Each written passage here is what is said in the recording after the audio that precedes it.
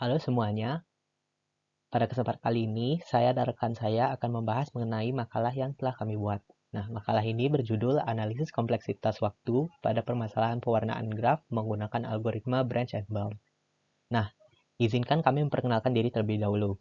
Saya sendiri yaitu Pandey Komangtio Gemi Satya dengan NIM 2215101049 dan rekan saya yaitu Valencia Natalia dengan NIM 2215101082.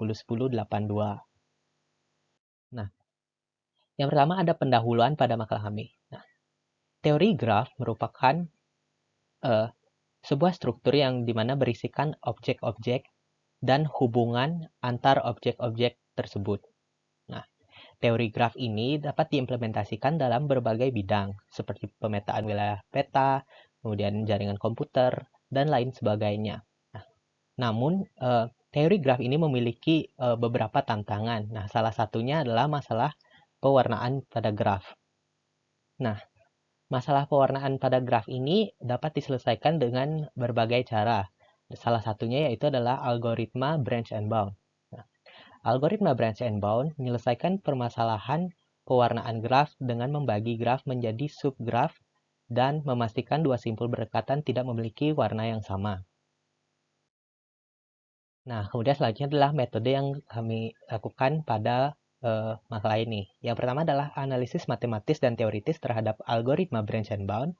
Kemudian kami lakukan simulasi komputer dan studi kasus untuk mengidentifikasi pola kompleksitas waktu. Lalu kami melakukan pemodelan matematika dengan notasi Big O, menggambarkan pertumbuhan waktu algoritma branch and bound. Nah, selanjutnya adalah landasan teorinya.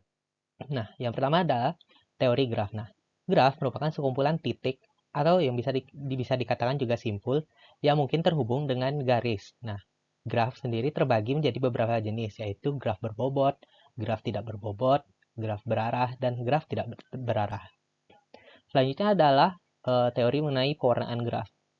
Nah, pewarnaan graf merupakan teknik untuk mewarnai simpul-simpul atau titik-titik yang ada pada graf tadi. Kemudian batasan dengan tidak ada simpul bertetangga yang memiliki warna yang sama. Jadi kita akan mewarnai simpul-simpul di graf tersebut, namun tidak ada yang boleh memiliki simpul terdekatnya warna yang sama. Selanjutnya ada teori algoritma branch and bound. Algoritma yang digunakan untuk persoalan Algoritma branch and bound ini adalah algoritma yang digunakan untuk persoalan optimasi dengan meminimalkan atau memaksimalkan suatu fungsi objektif yang tidak melanggar batasan atau constraint permasalahan. Nah, algoritma branch and bound ini menggunakan state space tree atau pohon ruang status untuk menyelesaikan permasalahannya. Kemudian ada teori kompleksitas waktu algoritma. Nah, teori kompleksitas waktu algoritma ini digunakan untuk mengukur berapa banyak waktu yang dibutuhkan oleh suatu algoritma untuk menyelesaikan suatu permasalahan. Nah, di sini terdapat langkah penyelesaian untuk permasalahan pewarnaan graf menggunakan algoritma branch and bound. Nah, dapat dilihat di sini yang pertama itu adalah menentukan vertex dalam graf yang mewakili keadaan awal graf tanpa pewarnaan yang dapat dilakukan dengan menetapkan huruf pada vertex. Kemudian memilih vertex dengan derajat simpul tertinggi untuk warna pertamanya. Nah, selanjutnya itu membuat state space tree untuk memilih vertex selanjutnya dengan lower bound sebagai acuannya untuk diberikan warna baru. Selanjutnya mengulangi langkah-langkah tersebut, namun memilih warna yang tidak digunakan pada vertex yang bertetangga. Sehingga misalnya terdapat vertex A yang berhubungan dengan vertex B dan C. Jika kita memilih warna merah pada vertex A, maka tidak boleh diberikan warna merah pada vertex B dan C. Nah, solusi selanjutnya adalah bila solusi ditemukan, bandingkan lower bound solusi tersebut dengan lower bound dari vertex yang belum dijajahi. Nah, bila lower bound dari solusi yang didapat lebih tinggi, maka solusi tersebut merupakan solusi yang lebih optimal didapatkan pada penyelesaian ini. Jika sebaliknya, maka jelajahi vertex hingga menemukan solusi yang lebih optimal. Nah, solusi yang teroptimal yang didapatkan pada state space tree ini akan menjadi solusi akhir yang dikeluarkan oleh algoritma branch and bound ini. Perkenalkan, nama saya Valencia Natalia dengan NIM akhir 082. Saya akan menjelaskan lebih lanjut dari materi yang telah dijelaskan teman saya sebelumnya. Di sini ada contoh graf yang simbol-simbolnya itu terdiri dari A, B, C, D, E, F, G, dan H. Maka cara pengerjaannya itu bisa dilakukan dengan state space tree terlebih dahulu. Karena ini terlalu kecil, maka saya memindahkan state space tree-nya ke slide berikutnya. Baik, saya akan lanjut. Sebelumnya saya izin untuk membuka handphone karena melihat grafnya di sini ya. Oke, yang pertama di sini A. Ini kan sebagai keadaan awal ya, belum ada warnanya kan itu. Makanya di sini U-nya itu 0, himpunannya 0 ya. Dengan batasannya sebanyak 1, karena cuma ada 0. Maka warna graf A ini maka akan diwarnai menjadi 1. Lalu A ini kan bertetangga dengan F ya.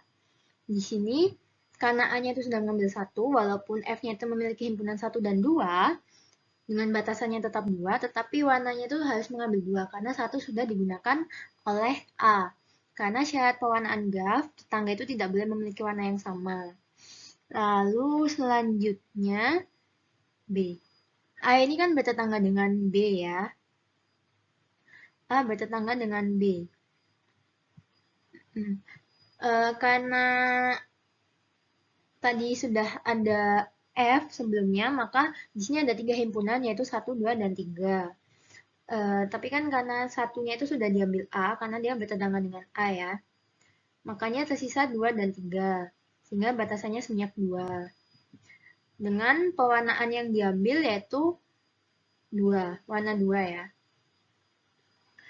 Oke, selanjutnya ke C. B kan terhubung dengan C ya di sini. Karena B terhubung dengan C, di sini kan B sudah diwarnai dengan 2 ya, maka yang 2 di sini dicoret. Tidak usah dimasukkan. Sehingga batasannya menjadi 2 dan warnanya itu kita bisa memilih dan di sini dipilihnya itu adalah 1, warna 1. Selanjutnya C ini kan terhubung dengan D. Yang menyilang ke sini, itu C itu terhubung dengan D. Di sini D itu juga bertetangga dengan F ya. Ini kan F-nya sudah mengambil 1. Mengambil warna 2. Dan di sini C-nya sudah mengambil warna 1. Oleh karena itu 1 dan 2 langsung dihilangkan saja. Maka warna dari D-nya akan menjadi warna 3. Dan begitu seterusnya. Sampai pada bagian bawah ini yaitu UH. Dia kan sudah melewati semua bagian ini ya. Jadinya himpunannya itu ada 1, 2, 3, 4, dan 5. Tapi H itu kan bertetangga dengan F. Sehingga F itu memiliki warna nomor 2. Oleh karena itu satu bilangan kita buang yaitu 2. Dan saya memilih, dan di sini dipilih warna 1 sebagai warna dari G. Ya, G.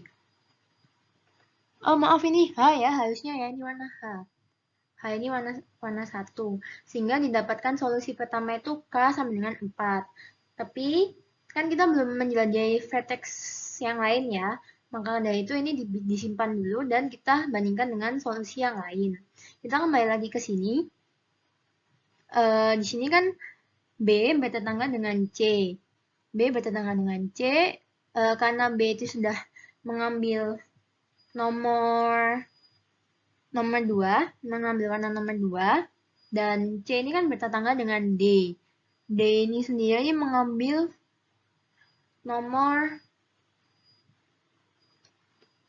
maaf. Karena di sini C ini kan bertetangga dengan B, makanya dia itu berwarna 3, karena sebelumnya B itu berwarna 2, kan tidak berdekatan, kan tidak boleh sama. Kenapa di sini yang diambil nomor 3? Nanti kita akan tahu. Oke, lanjut. Lalu di sini ada UD. UD ini kan bertentangan dengan C. Dengan himpunannya ini ada 4 ya. Tapi kan 2 dan 3-nya dibuang.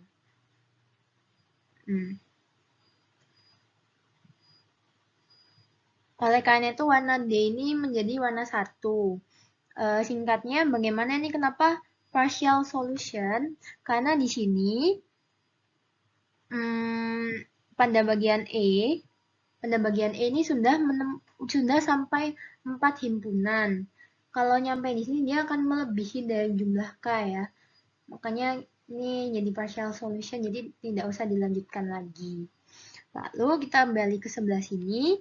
Sini UD-nya itu himpunannya 1, 2, 3, dan 4. Tapi kan 1, 2, 3-nya sudah diambil, makanya diambil warna keempat dengan batasannya 4.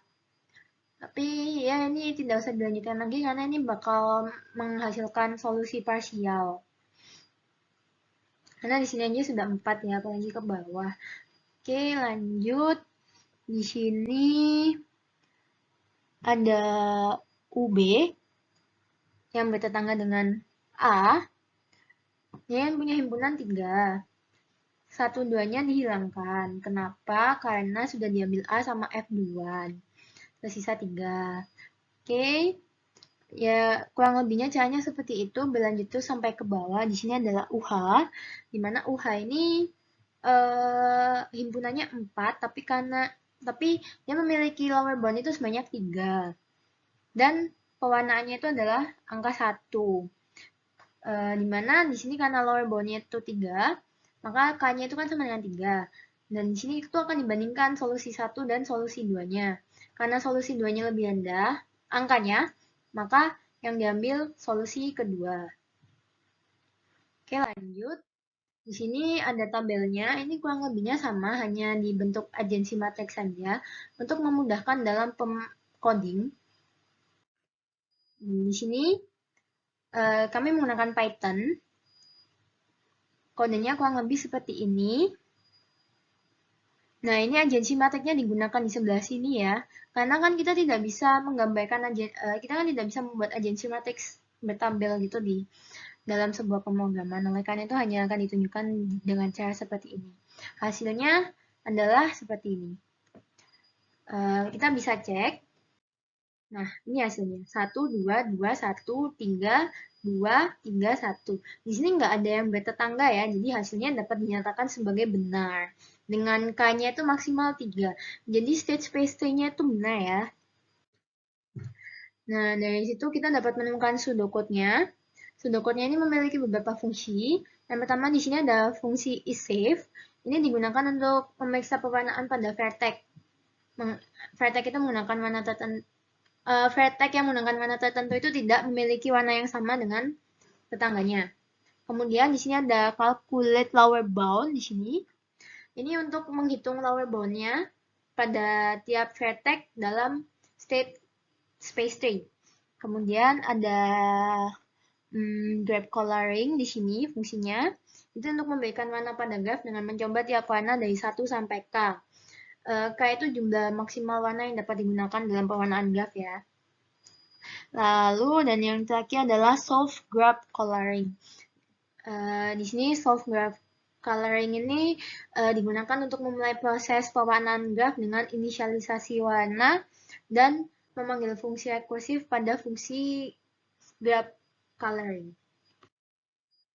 Oke, kita akan balik ke kompleksitas waktu. Di sini melalui pseudocode-nya ini, melalui pseudocode sebelumnya, maka diketahui bahwa fungsi kompleksitas waktunya yaitu B Tn-1 plus On.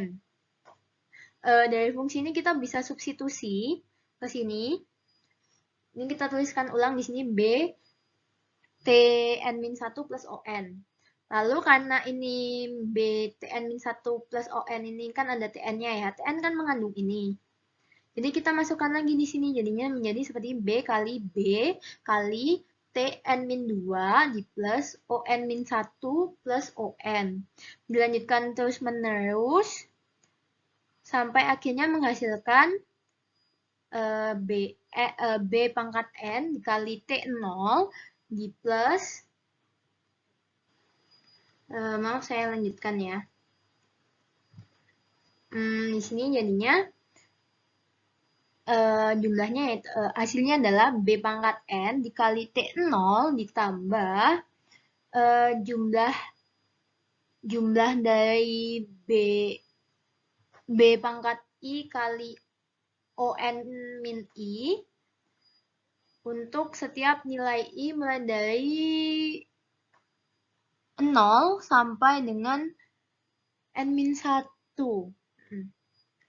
Kemudian, di sini kan dapat diketahui T0 sama dengan O1 atau konstan ya. Oleh karena itu, kita bisa ubah jadi Tn-nya itu adalah B pangkat N dikalikan dengan O1 atau konstannya ditambahkan dengan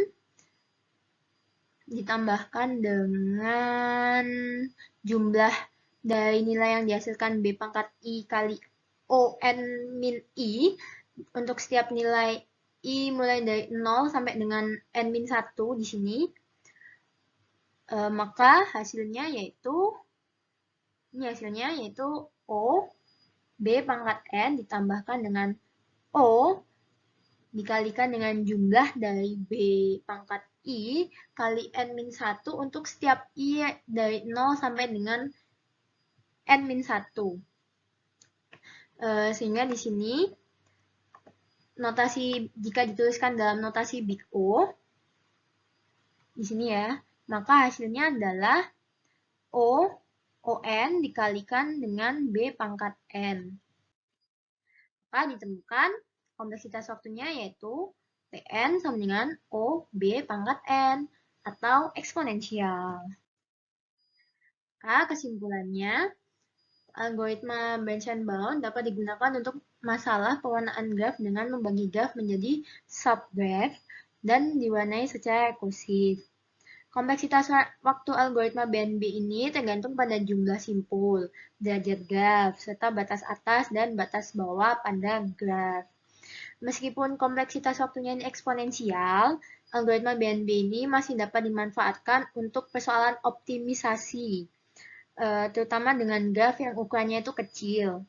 Namun, untuk yang mementingkan efisiensi waktu, algoritma BNB ini masih kurang cocok pada masalah pewarnaan graf dengan ukuran yang besar karena pasti akan membutuhkan waktu yang sangat-sangat lama. Baik, sekian dari kami. Terima kasih.